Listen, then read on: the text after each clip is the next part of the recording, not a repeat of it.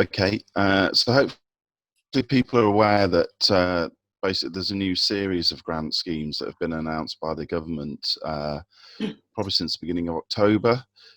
So effectively, there are kind of 5 funding streams in the form of grants that are available.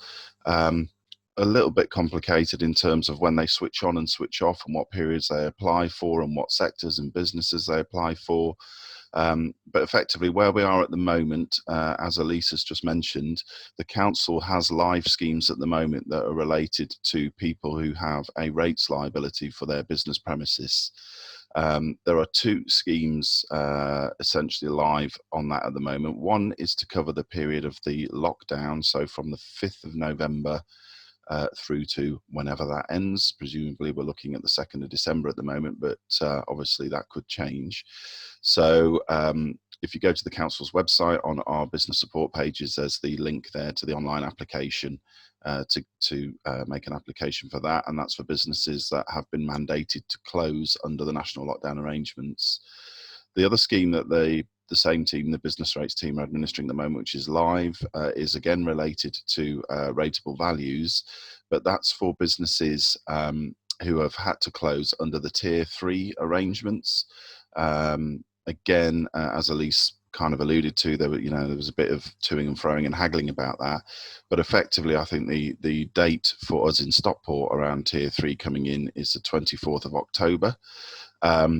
So the rates team are administering that scheme with the slight complication that scheme becomes suspended during periods of lockdown. So they're trying to administer grants for businesses that qualify for the period from 24th of October through to the 4th of November, it will be, won't it? Because we went into lockdown on the 5th of November. So that scheme is also live, same routine. It's an online application and the information's available on the website. An additional scheme, which is very specific, was support that the government provided for businesses that had to close and stay closed from the 23rd of March. And essentially in the guidance that we've had from government, that they've sort of given examples of nightclubs and people in the sexual entertainment industry.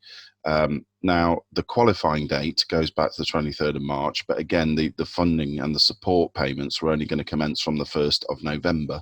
So again, there are businesses that might be in scope for that, but they're only going to get a payment for the 1st of November to the 4th of November, because again, that scheme gets suspended during periods of national lockdown. Just by way of information about where we're up to with that, I think the business rates team, as of yesterday, the information I had paid out just short of £500,000 to about 380 businesses for the lockdown rateable value scheme. I think they'd paid out around £8,500 for the tier 3 kind of closure scheme. And a very small payment because we didn't have a lot of businesses in scope for that special arrangement for the businesses that were shut from the 23rd of March. So what that leaves us with is 2 schemes that we haven't got live yet, which are effectively discretionary schemes to some degree. Again, as Elise mentioned, the guidance that we get for local authorities from the Department for Business has some what they're calling red lines. So they kind of give us a discretionary scheme, but they set some absolutes that we can't vary and that we must, stick to. So those 2 schemes are what's referred to as the Local Restrictions Support Grant (brackets open). So this is support for businesses who have been open during tier 2 and tier 3 from the 5th of August, but have had an impact in terms of having to reduce the business they could do because of meeting COVID secure standards. So, for example, pubs that have had to shut at 10 o'clock under curfew arrangements, restaurants that may have had to reduce the number of covers that they can do because of not being able to mix households on tables, etc. The guidance we had was that money, that funding, was going to be calculated on the VOA information by the government. We didn't have a say in it. And they were looking to target that money around hospitality. and leisure, and some visitor accommodation businesses. So they've given us an indication around the allocation and that kind of thing. The guidance and the information about the rules for that scheme is still being updated. So the latest version was released by the Department for Business about 6:30, 7 o'clock on Monday night.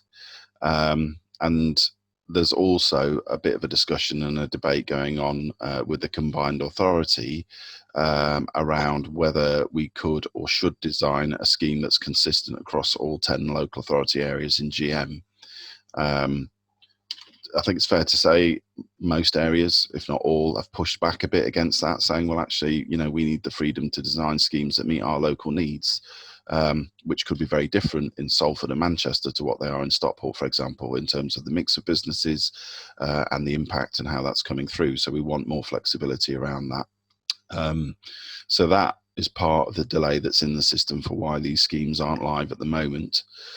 The other scheme, and it's something that, again, Elise referred to, is now under the glorious title of the Additional Restrictions Grant.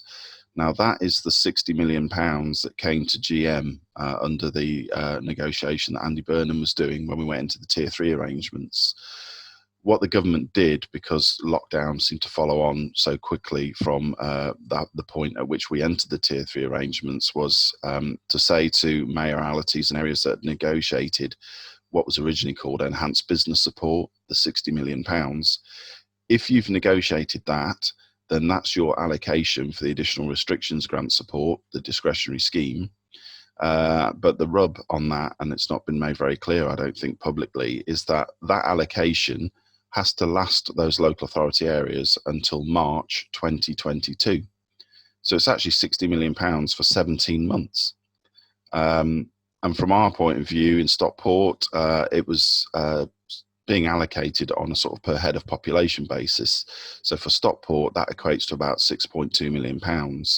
So we have £6.2 million for a discretionary scheme to try and support people through periods of lockdown. We can use it for some wider support outside of periods of lockdown, but we have to manage that money through for 17 months.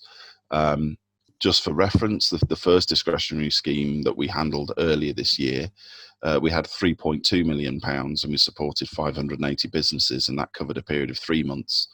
So you can see the kind of tensions that are in play there around how do we design a scheme and a set of arrangements that are prudent and careful and manage that money effectively, try and target it to people who need it the most.